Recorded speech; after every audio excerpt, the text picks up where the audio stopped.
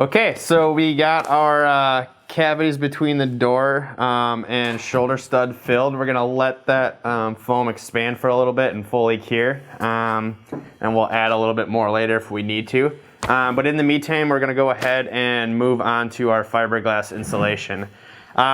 Before we actually go ahead and install this, there's a few things that you should really think about before actually installing your insulation. One, you want to make sure that the exterior of a home or whatever project you're working on is actually completely dried in. This is, I guess, what you could call the beginning of finishing stages, where getting the point to where we can put on our finished products. We don't want to put any finished products on the inside of our home until everything is completely dried in. That way water doesn't get in and ruin any of our fresh products that we're putting in. So make sure everything's buttoned up. Obviously, just for this demonstration, we don't have our roof finished off, but you would want to make sure you have a roof on your house before you start insulating.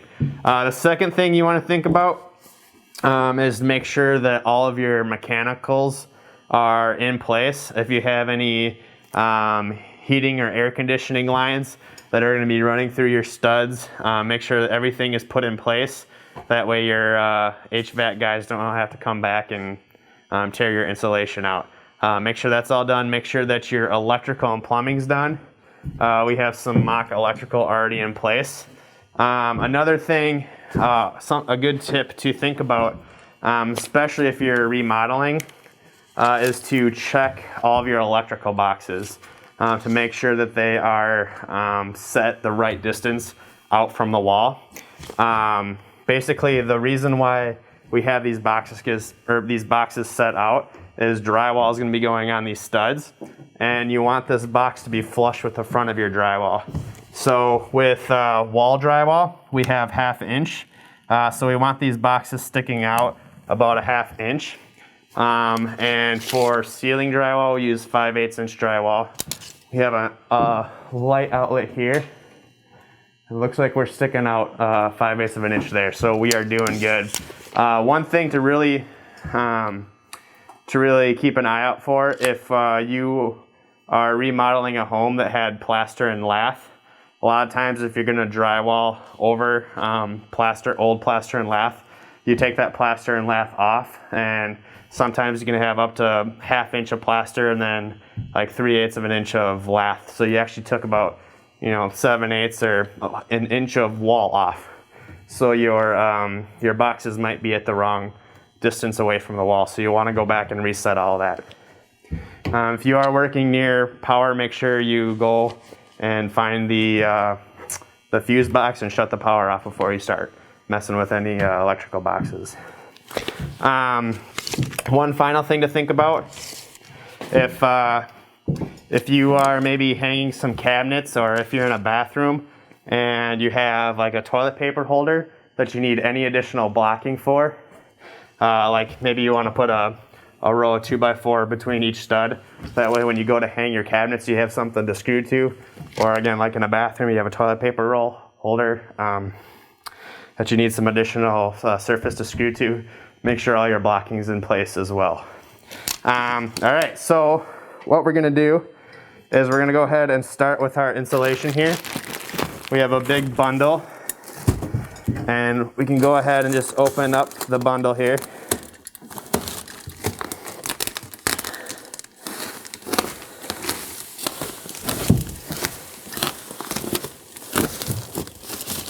All right, and you can see that these pre-cut pieces of insulation come in a specific length. So this is another nice reason why it's good to use pre-cut studs. This insulation comes at 93 inches. So if you remember, our length of our studs was 92 and 5/8. They give you just a little extra insulation, so it's so you have some play to get it right up to the top and right up to the bottom of your cavity, so it's nice and snug. They also pre-cut it in widths.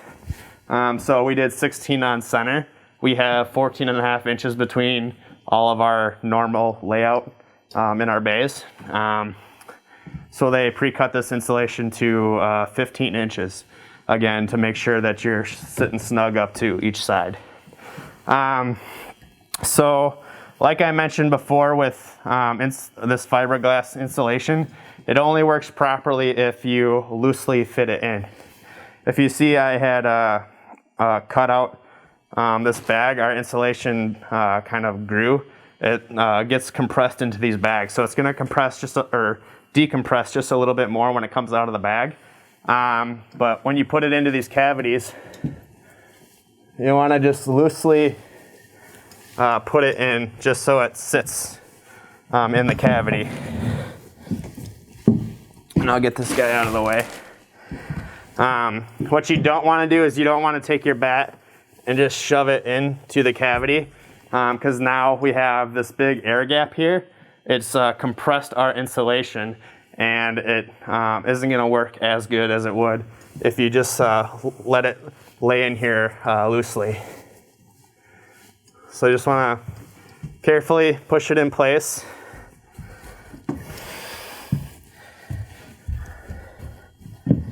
Okay, so two things to point out here. We just put it just tight to the top here. So you can see that the insulation is snug to the top, and it's also snug to the bottom.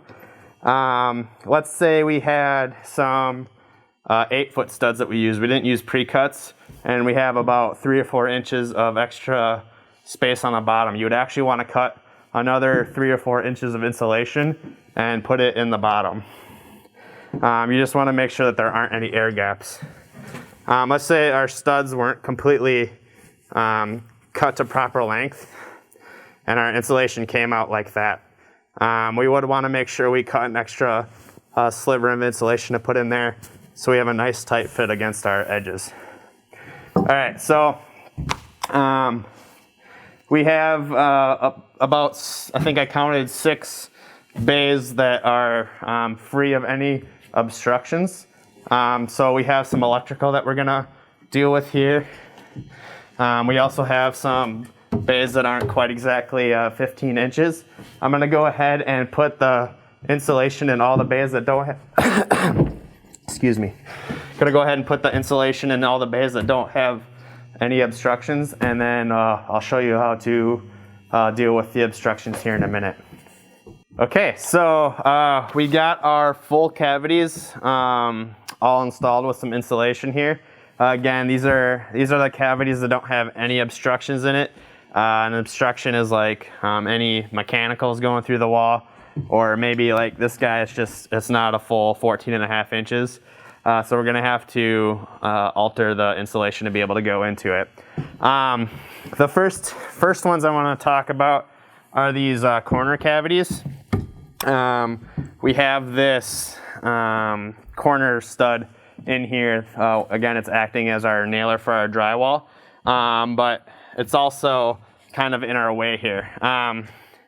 So you want to make sure that you get insulation in back behind here. A lot of people will just put insulation from here to here, but then that leaves a cold zone back there. So what you kind of want to focus on doing is just taking one edge and getting it back there a little bit. And again, you're just trying to put it in there as loosely as possible. You might have to shove it in and then kind of adjust it so it's loose after you get it in there.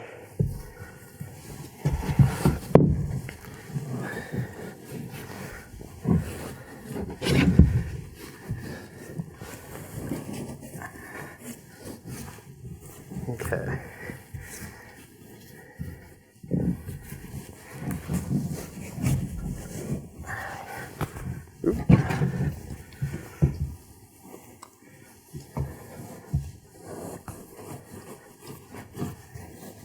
Okay.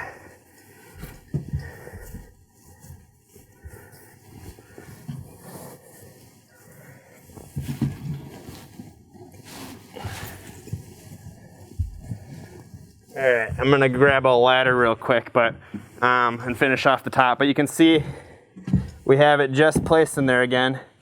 And after stuffing it in that corner, I got it all the way back in there. And then I kind of pulled it just a little bit so it's sitting loosely in there again. All right, nothing's scrunched in there. Everything's just sitting in loose. I'll go grab a ladder and we'll finish the top. All right, so I got that top nice and fitted in there. Again, I pulled it out just a little bit, made sure it's all the way back in that corner so you have that cold zone back there nice and insulated. All right, so we can do all 4 corners just like that. And then we have these cavities. We got this cripple stud cavity. We also have this corner wall cavity that are just a little bit skinnier or shorter than a full length cavity. So I'm gonna get this ladder out of here.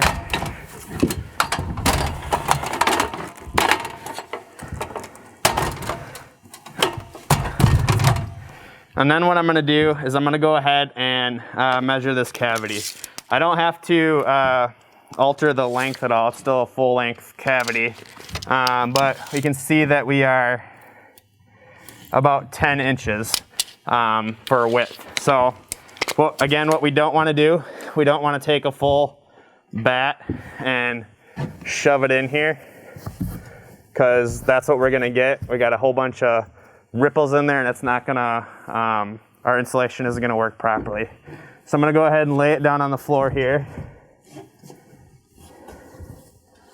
And I can actually get a 2x4 here. This is just another pre-cut stud.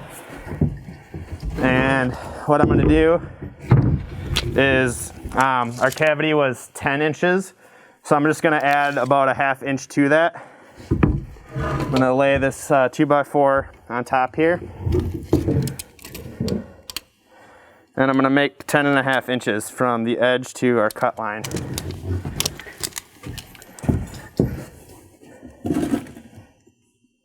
All right, so now the reason why I'm using a 2x4 here, what this allows me to do, I can push this down and compress it, and it basically squished our insulation down to one level, so I can take a utility knife and slice through it.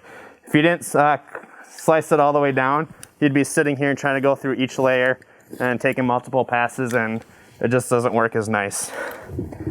So our 2x4 here acts as something to compress the insulation and a straight edge all at once.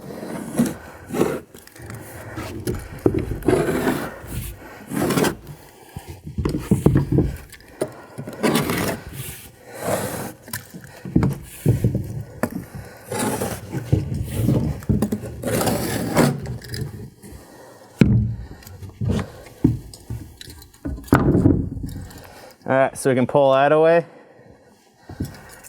And now we have a piece that's ready to be installed.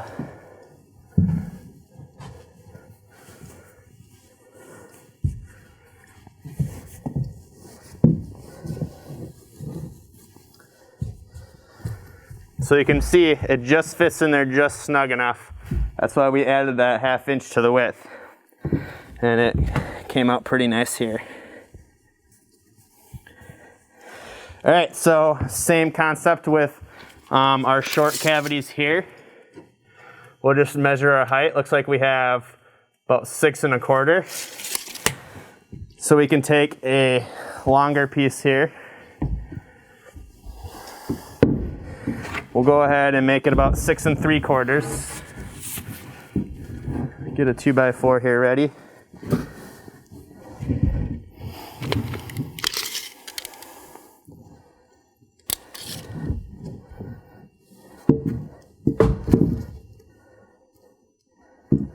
Just like that.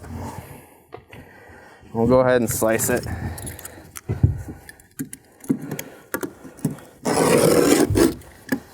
All right.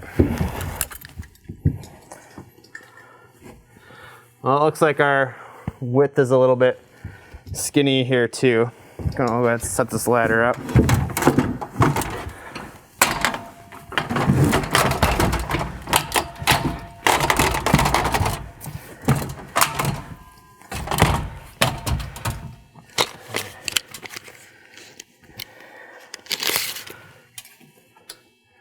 Looks like we have 11 1/4, so I'll cut it at 11 3/4. Let's go.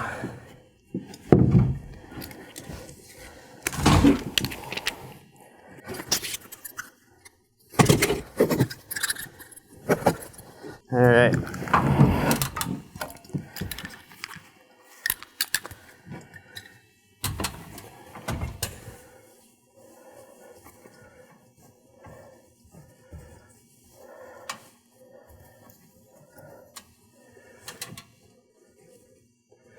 All right, so we'll go ahead and trim all these pieces in these skinnier wall cavities. We'll get the insulation in place, and then I'll show you how to deal with the electrical obstructions. All right, so we went ahead and got all of the cavities filled that don't have any mechanical obstructions. Again, we cut the insulation to the proper width if it was anything less than 15 inches, and got everything installed. So we do have some cavities here that happen to have some wires running through it. We have a couple pieces of insulation already installed, but I just wanted to show you how to deal with some wire in the wall. So we're gonna go ahead and begin to insulate just like we normally would here.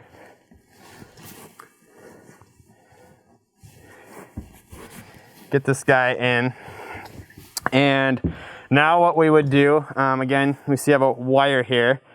So what I like to do is I'll actually go to the bottom of the insulation, and I know that wire, just by looking at it, it's like almost directly in the middle of the stud. So I'm gonna go ahead and just take this insulation, and it rips pretty nicely, go right in the middle, and just rip the back part off of here. Then it helps to have somebody holding this top part, but you can come in and fold this back part down, get it behind the wire. Okay, then you can actually bring the rest of it and just lay it down in front of the wire. Okay, so that takes care of the wire, but you may have noticed we got this outlet box here to take care of. So what I like to do is just take a utility knife, and you want to be real careful. If there's any power going through these, you don't want to nick it, or even if there's not power, you don't want to nick these lines. And you just want to trim a little bit of insulation away from this outlet box.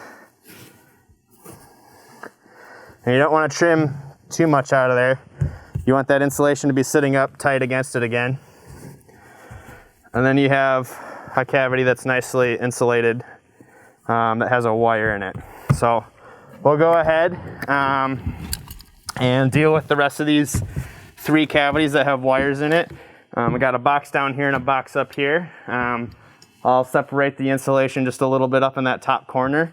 And then this one has a wire in it, and it also is a little bit skinny, so we'll trim that piece to size. And we'll go ahead and get the rest of these installed.